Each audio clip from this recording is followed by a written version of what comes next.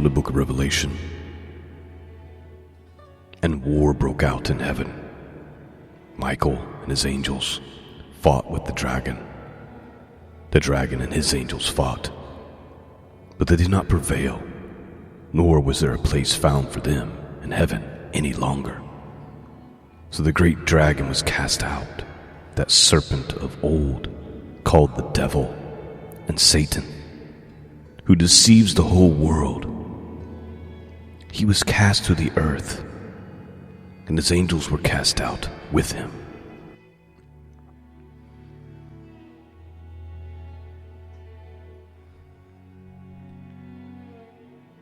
Greetings, friends. Welcome back to the broadcast. I'm Shawn. Today, we are resuming our study in the book of Revelation, and we're ready for Revelation chapter 12.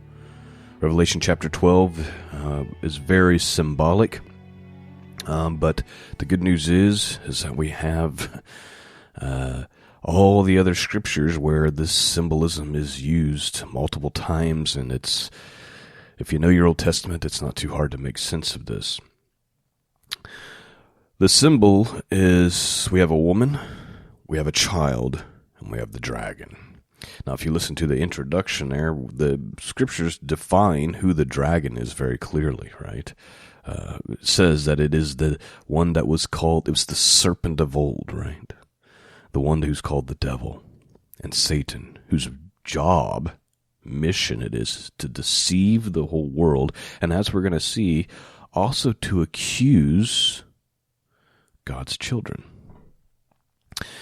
And we'll be taking a deeper look at that as well. We're going to have, I'm going to give you a couple of possibilities. The woman and the child and the dragon and the picture that's being painted here really can represent about three different things very clearly. And it's almost like we have a past, present, future type of deal here with this meaning. I'm going to share with you what the early church believed and taught, and as well as kind of how I see it overall. This is a very short chapter. Let me see here, 17, 18 verses, something like that. I'm going to read the whole thing, and then we'll go back through it and talk about it. So with that introduction, open up your hearts, and let's see what the Word of God has to say for us this morning. Revelation chapter 12. Let's begin. Verse 1. Now a great sign appeared in heaven, a woman clothed with the sun, with the moon under her feet, and on her head a garland of 12 stars.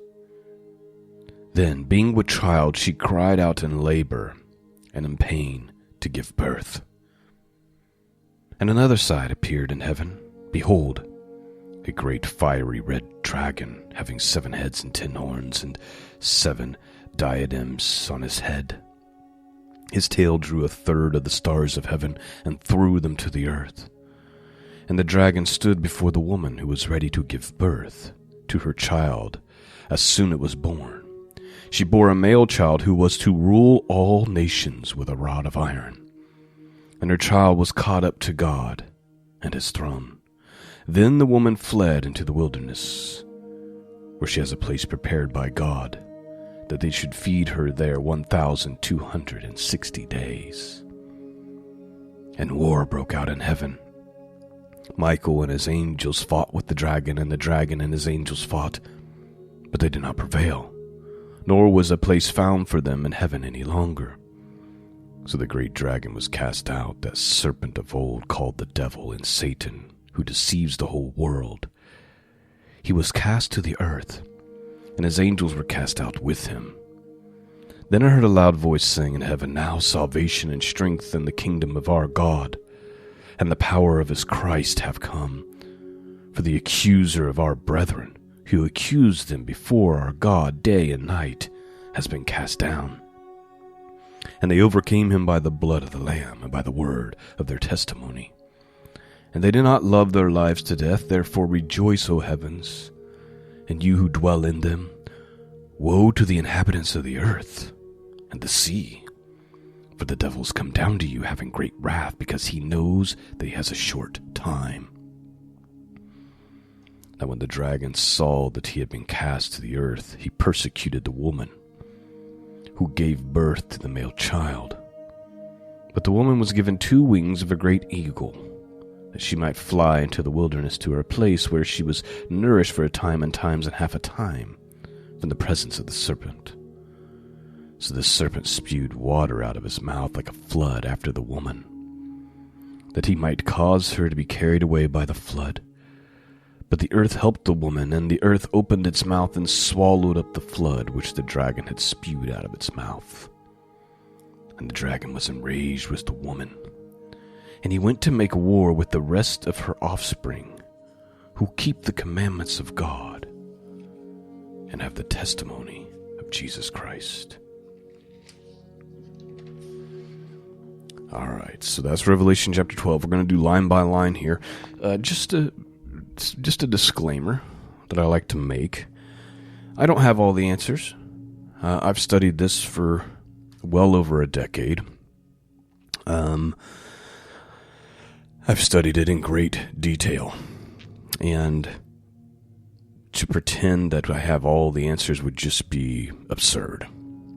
And I've tried to explain this before as best I can. Prophecy is not so you know the future. It's so that when it arrives, then you recognize it and you can say, our God dares to predict the future.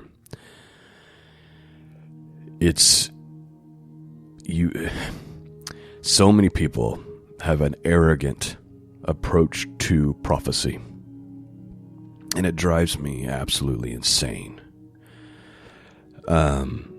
The greatest Christian minds that's ever existed have debated over these passages of what they mean. So let's approach it with much humility. Here's what I think we're looking at. First of all, I know that people have been looking for a literal sign in the skies and in the stars, and there's been times when people have claimed that it's present. I've seen this happen over and over and over. It happened a lot back in like that 2014-15 with the blood moons and all that stuff, and the Revelation 12 sign in heaven. I'm not going to get into that because I don't really have a strong opinion on that. What I do want to talk about is, what does the symbolism represent? So we have a woman, and she's giving birth to a child who would rule with a rod of iron. Now, who's the child? Let's identify that very quickly and easily. That is Messiah, right? The child was born. She was born a male child who was to rule all the nations with a rod of iron, and her child was caught up to God on his throne.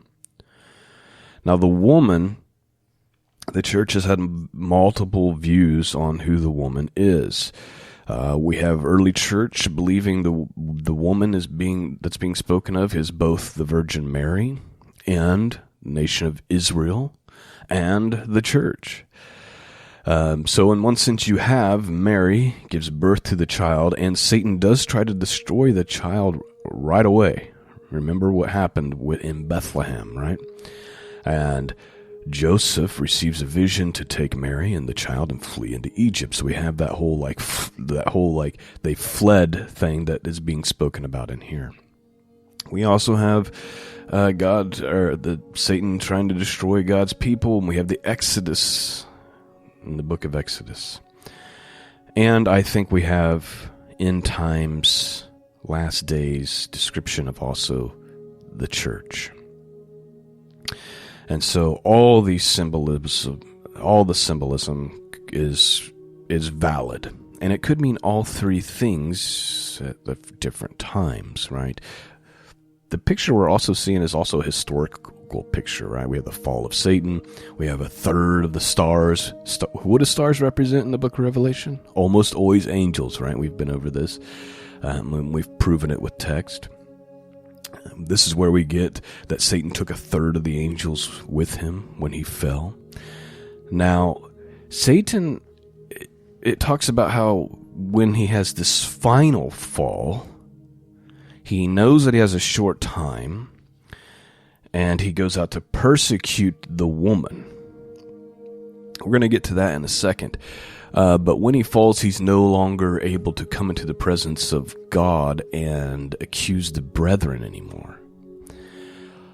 I want to show you or remind you of what Job's role really was and has been, or not, I just said Job, what Satan's role has been all this time. And we see it in the book of Job. So let's just take a quick look. We're going to read 6 verses from chapter 1, the book of Job. By the way, I have a whole series on the book of Job, Why Do the Godly Suffer? If you haven't listened to that series, I encourage you to go do so. Here's what Job 1, 6 through 12 says. Now there was a day when the sons of God came to present themselves before the Lord, and Satan came also among them.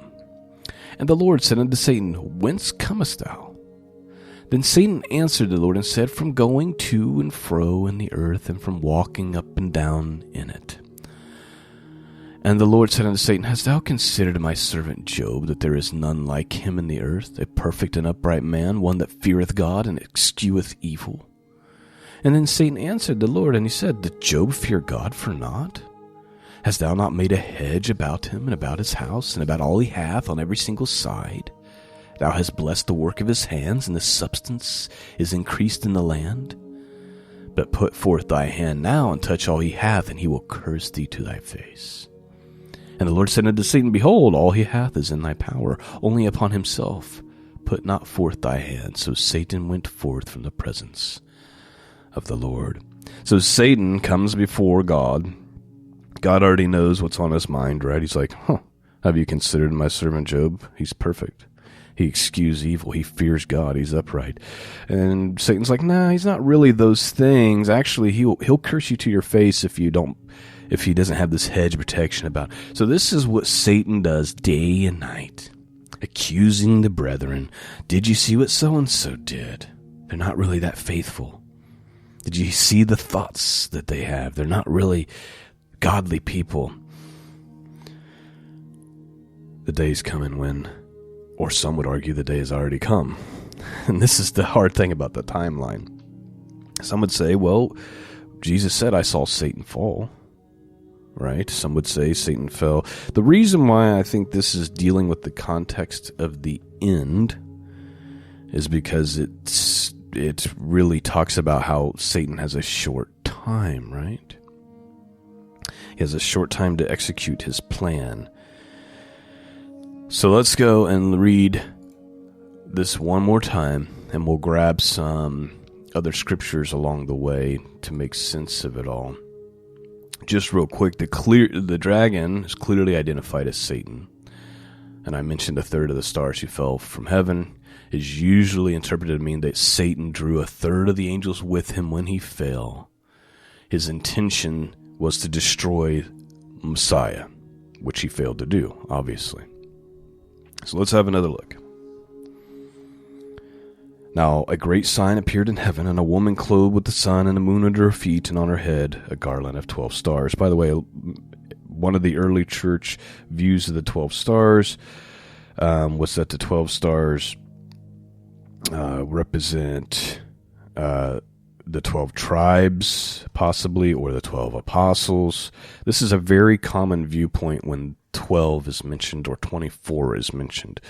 It's very common for the early church interpretation to be that's dealing with either the 12 tribes of Israel or both the 12 tribes and the 12 apostles.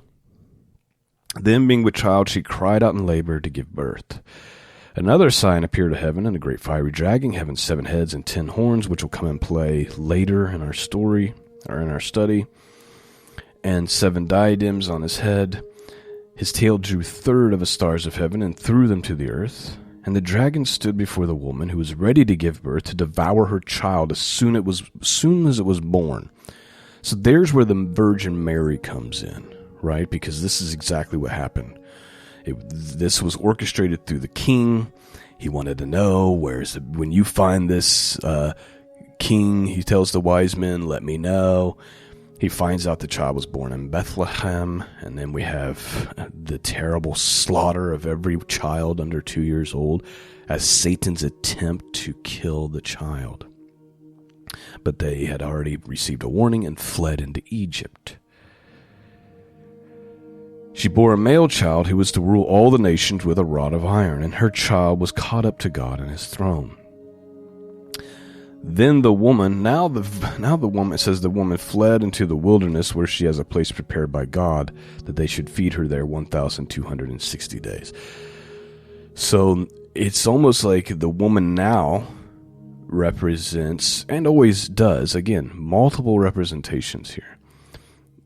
The church, or some would say Israel. I happen to think it's the church. The only issue I see is that, well, let's just get to that here in a second. And so then it deals with the war in heaven, and it gives us kind of the description of what took place there. Michael and his angels fought with the dragon, and the dragon and his angels fought, but they did not prevail, nor was a place found for them in heaven any longer. So the dragon was cast out, and then it tells us who the dragon is, the serpent of old, called the devil and Satan, who deceives the whole world. He is cast into the earth. His and his angels were cast out with him.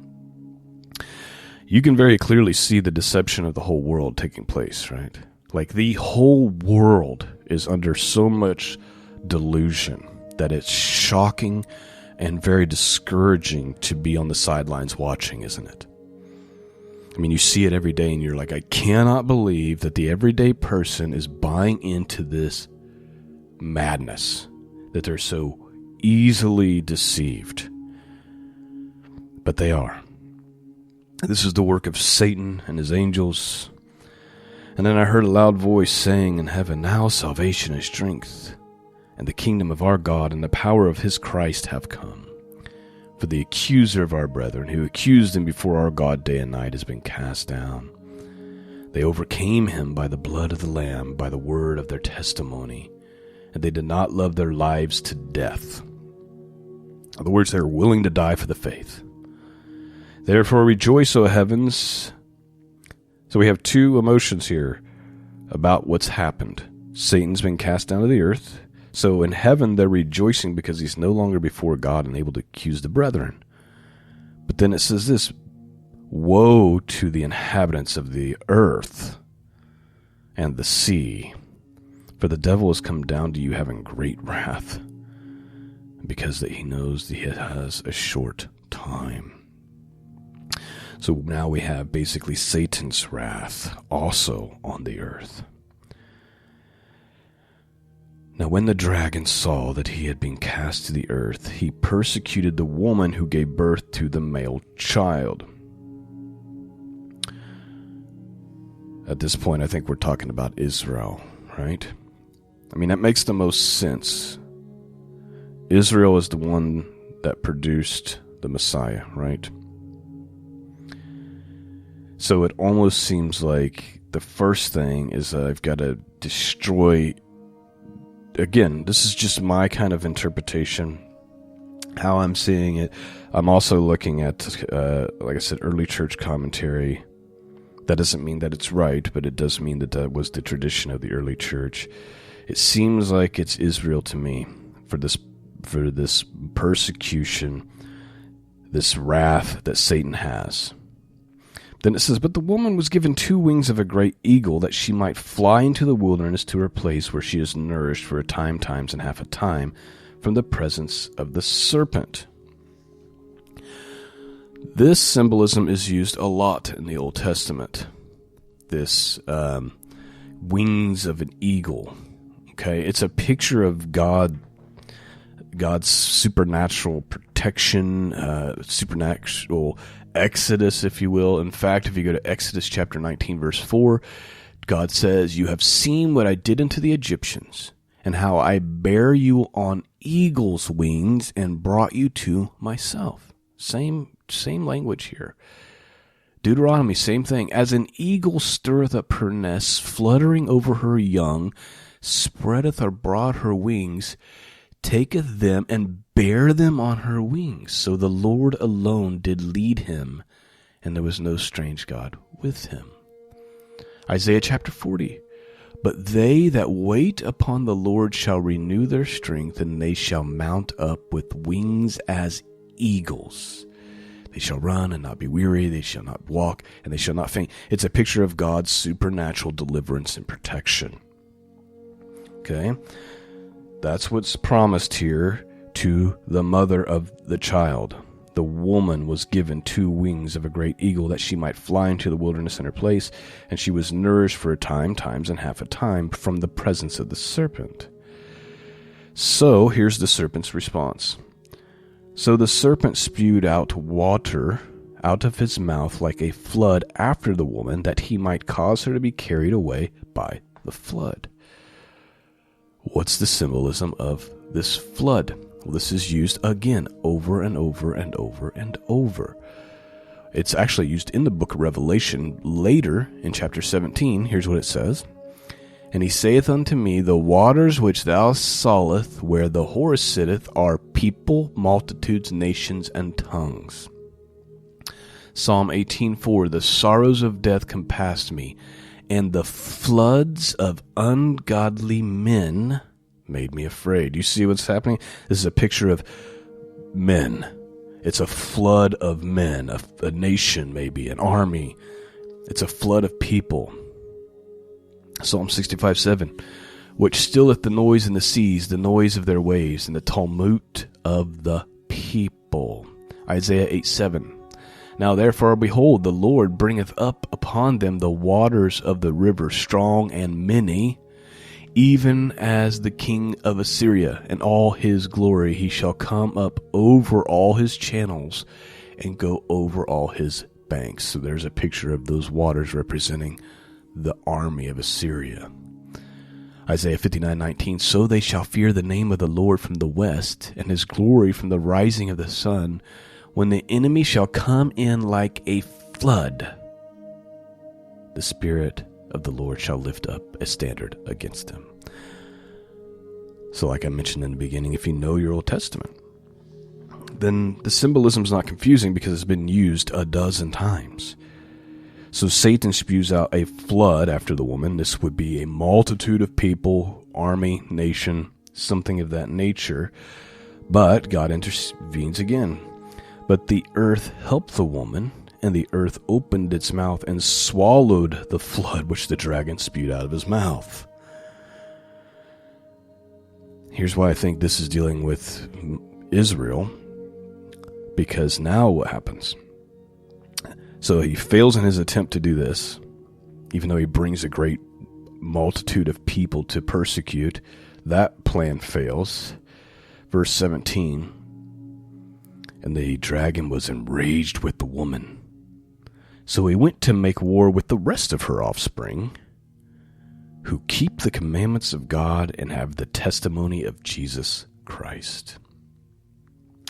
When people say the church is not mentioned in the book of Revelation after chapter 6 or whatever it is that the dispensational claim is, I'm like, okay, the word church may not be used, but the church is clearly mentioned.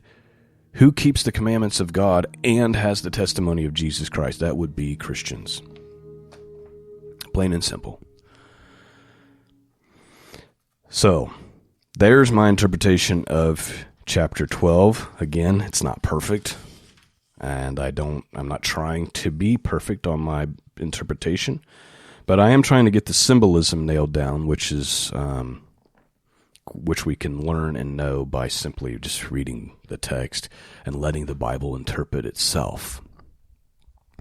So there you have it. And I'm sure you've all got many thoughts of your own, and there's, people smarter than me out there who've looked at this. This is just kind of my little view on these 17 verses of chapter 12. My prayer is that you were blessed this morning and strengthened, and I pray that this podcast is doing you a great service. Thank you for listening. Please consider praying for me and praying for the podcast. Please consider supporting the podcast by going to scriptureandprophecy.com and clicking on the Donate and Support tab at the top. Links are also in the YouTube description. Peace and grace be with all of you, and until next time, God bless.